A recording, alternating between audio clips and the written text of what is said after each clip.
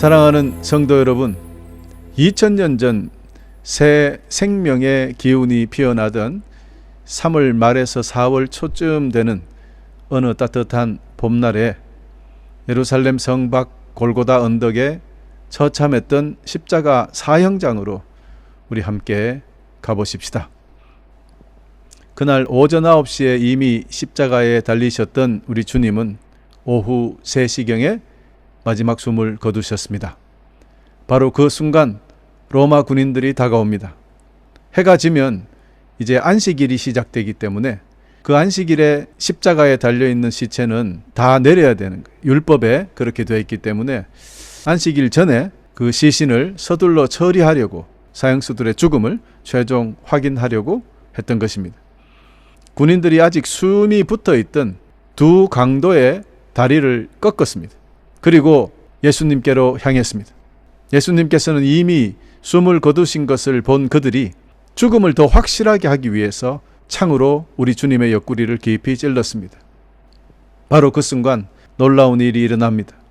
이미 호흡이 멈춘 예수님의 찢긴 몸으로부터 피와 물이 쏟아져 흘러나온 것입니다. 교우 여러분, 세상의 눈으로 볼 때 이것은 그저 잔인한 죽음을 확인하는 사형장의 최종 절차에 불과했습니다. 그러나 하나님의 거룩한 섭리 안에서 그것은 죽음의 끝이 아니라 온 인류를 향한 위대한 생명의 서막이었던 것입니다. 십자가 곁에서 이 놀라운 장면을 생생하게 목격했던 제자 요한은 온몸에 전율을 느꼈습니다. 그리고 훗날에 그의 복음서를 기록하며 다음과 같이 엄숙하게 증언했던 것입니다. 이를 본 자가 증언하였으니 그 증언은 참이라. 그 증언이 참이라. 여러분, 이를 본 자가 누굽니까? 바로 본인을 이야기합니다. 요한이 기록한 거죠. 그러니 내가 본 것은 진짜다라는 거예요. 여러분, 성찬 때가 되면 거룩한 성찬의 빵과 잔을 받기 전에 우리 모두는 주님께서 달리셨던 십자가의 현장을 반드시 기억해야 합니다. 주님의 찢긴 옆구리에서 흘러내린 피와 물이 과연 나에게는 무엇을 의미하는가? 가슴 깊이 깨달아야 하겠습니다. 왜냐하면 바로 그 보혈과 물이 성찬의 자리에 나아가 주님과 온전히 하나가 되는, 그래서 새 생명을 얻는 유일한 길이기 때문입니다. 사랑하는 성도 여러분, 그런데 왜 하필 피여야만 했을까? 하나님께서는 레위기 17장 11절에 그 이유를 분명하게 선언해 두셨습니다. 몸의 생명은 피에 있기 때문이다. 또 나는 제단 위에서 너희의 죄를 씻는 데 쓰라고 피를 주었다. 피가 곧 생명이기 때문에 피로 죄를 씻을 수 있는 것이다. 여러분, 우리에게 피를 주신 것은 죄를 씻는 데 쓰라고 주셨다고 했습니다. 주님은 이미 우리 몸속에 피를 만들어 주실 때부터 우리가 죄를 지을 것을 알고 계신 거죠. 참 안타깝고 슬픈 일입니다마는 피는 하나님 앞에서 생명을 대신하는 속죄의 매개체인 것입니다. 구약의 모든 제사 제도가 바로 이 원리 위에 세워졌습니다. 죄는 반드시 죽음으로 그 값을 치러야 합니다. 죄의 대가가 목숨인데 그 목숨이 피에 있기에 죄를 씻는 유일한 길은 오직 피를 바치는 것뿐입니다. 그래서 로마서 6장 23절이 이렇게 선포합니다. 죄의 대가는 죽음이지만 하나님의 선물은 우리 예수 그리스도 안에 있는 영생입니다 라고 말합니다. 여러분, 그 옛날 출애굽의 그 밤을 기억해 보십시다. 이스라엘 백성들이 어린 양을 잡아 그 피를 문설주에 바르던 그 밤, 죽음의 천사가 온 이집트 땅의 장자를 죽음으로 쓸어버릴 때 오직 그 피가 칠해진 집들만 넘어갔습니다. 어린 양의 피가 생명과 죽음을 갈랐던 것입니다. 여기서 죽음이 넘어갔다라는 이 상황을 기념하기 위해서 그 절기가 바로 유월, 넘어가다 유월절이죠. 영어로도 파스오버라고 합니다. 그리고 1500년이 흐른 뒤 세례 요한은 요단강가에서 마침내 이렇게 외칩니다. 보십시오. 세상 죄를 지고 가시는 하나님의 어린 양이십니다. 자기에게 침례를 받으러 오시는 예수 그리스도를 보자마자 그는 이렇게 외쳤던 것입니다. 구약의 6월절 어린 양은 단지 그림자에 불과했습니다. 그러나 이제 온 인류의 죄를 짊어지실 참된 실체, 하나님의 유일한 어린 양 예수 그리스도께서 오셨다는 것을 그가 입으로 증거했던 것입니다. 그러므로 오직 그분의 보혈만이 우리를 영원한 죽음에서 영원한 생명으로 옮기시는 능력이 있는 것입니다. 할렐루야. 그런데 여러분, 구약의 제사는 불완전합니다. 동물의 제사는 불완전해요. 그래서 매년, 아니 매 순간 반복해야만 했던 것입니다.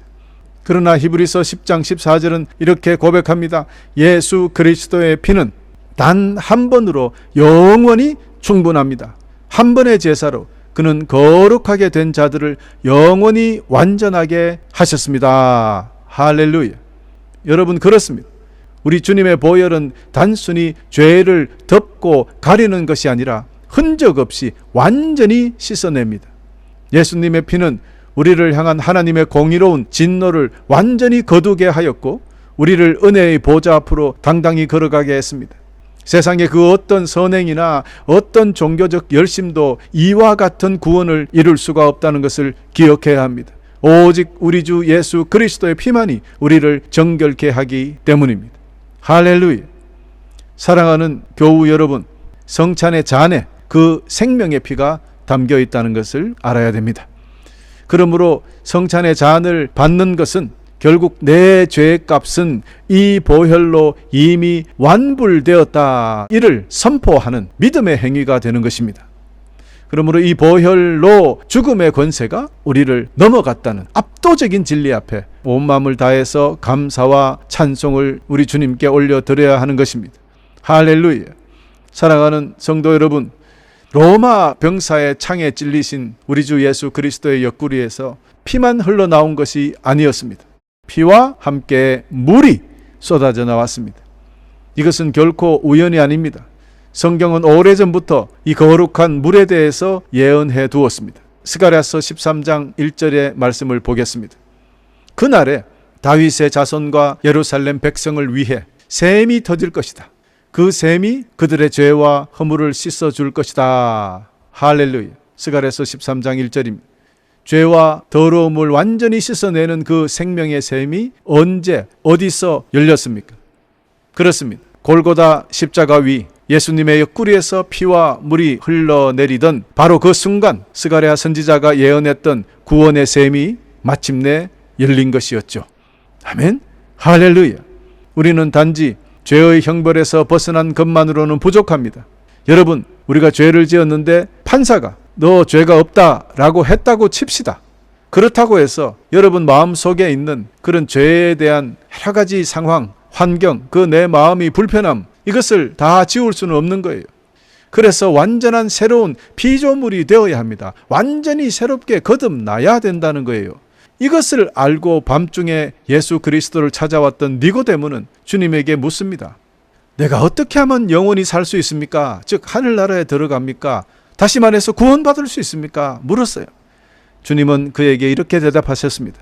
사람이 물과 성령으로 나지 아니하면 하나님 나라에 들어갈 수 없느니라.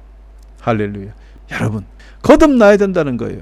그래서 우리에게는 물이 필요합니다. 물과 성령으로 거듭나야 된다 그랬으니까요.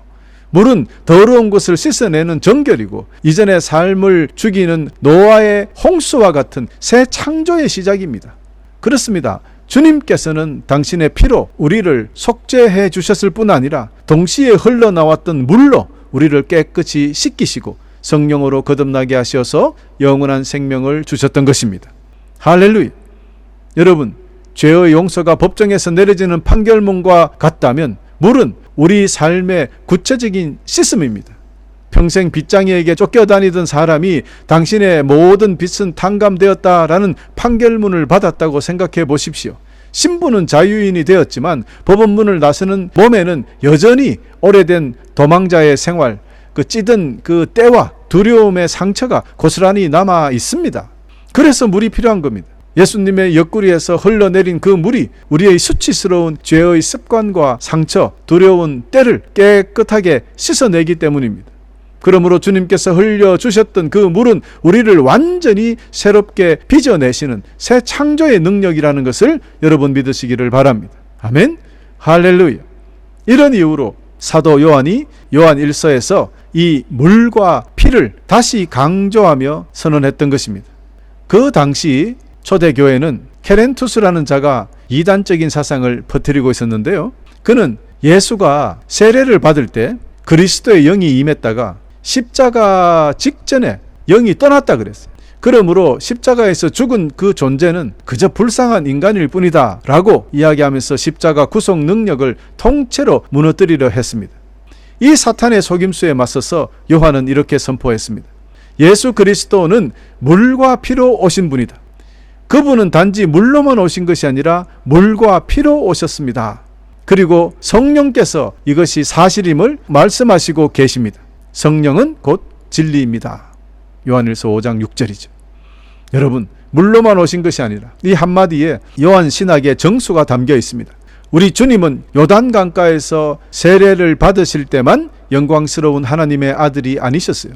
골고다 십자가 위에서 그 참혹한 죽음의 순간에도 여전히 온전한 사람이시며 하나님의 아들이시자 그리스도 하나님 본체였다는 사실, 이 위대한 선언을 우리는 기억해야 합니다.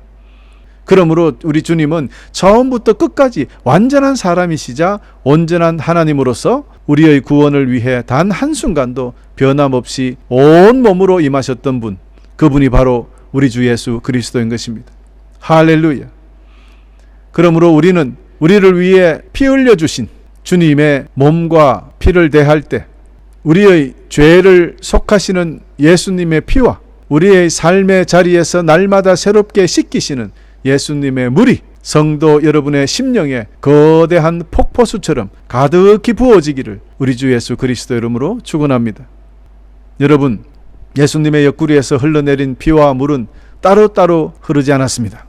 날카로운 창이 찔리신 바로 그 순간 피와 물이 동시에 쏟아져 나왔다고 기록하고 있습니다. 여러분, 이 장면을 초대교회의 위대한 신학자 아우구스티누스는 이 놀라운 장면을 창세기 2장의 창조 사건과 연결하여 이렇게 말했습니다. 하나님께서 아담이 깊이 잠들었을 때 그 옆구리를 열어서 화와를 빚었듯이 둘째 아담이신 그리스도께서 십자가 위에서 깊이 잠드셨을 때 주님의 찢기신 옆구리에서 흘러나온 물과 피로 주님의 신부인 교회가 탄생했습니다 라고 이야기했습니다. 여러분, 참 놀라운 비유 아닙니까? 첫 번째 아담의 옆구리에서 하와 아내가 나왔죠. 둘째 아담이신 예수 그리스도의 옆구리에서 그분의 신부인 교회가 나왔다는 것입니다. 그렇습니다. 우리를 살리신 이 성례의 신비가 바로 주님의 몸에서 시작된 것이죠. 참으로 놀라운 하나님의 신비요 가슴 벅찬 은혜인 것입니다. 요한 1서 5장 8절은 곧 성령과 물과 피다. 이 셋의 증언은 서로 일치하고 있습니다 라고 고백합니다. 그래요. 복음 안에서 속죄와 정결은 결코 쪼갤 수 없습니다. 하나님께서는 우리 죄를 용서하실 때 동시에 우리를 새롭게 하신다는 거예요. 물과 피, 또한 우리를 거룩하게 씻어 가실 때 그 근거는 이미 십자가에서 흘러나온 보혈의 공로가 있었기 때문입니다. 그러므로 이 피와 물은 떨어지는 것이 아니에요. 항상 둘은 하나입니다. 이것이 바로 십자가의 충분성입니다. 우리 구원에 필요한 모든 것이 예수님의 찢겨진 옆구리에서 흘러나왔다는 사실, 이제 우리에게는 그 무엇도 더 보탤 필요가 없다는 것이에요. 우리의 죄를 덮고 완불하신 피와 우리를 씻어 새롭게 하시는 물, 이 모든 것이 우리 주 예수 그리스도 한 분에게서 오직 십자가 그 한 사건에서 완벽하게 완성이 되었기 때문입니다. 할렐루야. 사랑하는 성도 여러분, 그러므로 성찬은 하나님께 우리의 자격을 증명해 보이는 자리가 아닙니다. 우리의 가련한 열심을 바치는 시간도 아닙니다. 오직 성찬은 하나님께서 행하신 완벽한 구원을 우리의 온 몸으로 받아 누리는 귀한 시간입니다. 우리는 흔히 지난 한 주간도 온전히 살지 못했는데 내 마음에 죄의 얼룩이 이렇게 가득한데 이 거룩한 주님의 잔을 받아도 될까요? 하고 주저하고 또 성찬 예배가 되면은 아예 교회를 결석하는 분들도 계세요. 여러분, 그러지 마십시오. 바로 그 무거운 마음과 발걸음 그대로 성찬 앞에 나오시기를 바랍니다. 거룩한 떡과 잔을 받는 것이 2000년 전 예수 그리스도의 찔린 옆구리 앞으로 나아가서 그때 그 효력에 참여하는 일이기 때문입니다. 여러분, 예수 그리스도의 보혈이 우리 죄를 씻는데 성찬을 거부해버리면 어떻게 죄를 씻습니까? 그러므로 무거운 마음 그거 좋아요. 죄를 느끼는 거 좋아요. 그 마음으로 그대로 주님 앞에 와서 성찬을 받고 죄를 회복하고 또 예수 그리스도의 몸을 먹으면서 우리는 거룩해지는 것이죠. 그렇습니다. 우리가 주님의 피를 마실 때 주님은 우리에게 이렇게 말씀하십니다. 사랑하는 내 자녀야, 주저하지 마라. 내 아들의 피가 너의 모든 죄값을 이미 지불했단다. 그리고 우리 주님의 몸을 먹을 때 주님은 우리의 심령을 흔들며 이렇게 말씀하십니다. 낙심하지 마라. 나는 내 옆구리에서 쏟아낸 물로 너의 오랜 수치와 죄의 습관을 깨끗이 씻어내고 있다. 이제 너는 새로운 피조물이다. 사랑하는 교우 여러분, 십자가는 결코 모자라지 않습니다. 우리를 살리는 피와 우리를 씻어내는 물이 주님의 찢긴 옆구리에서 하나의 거대한 은혜가 되어 우리를 향해 쏟아져 내렸습니다. 이제는 더 이상 보탤 것도 없고 더 이상 바랄 것도 없습니다.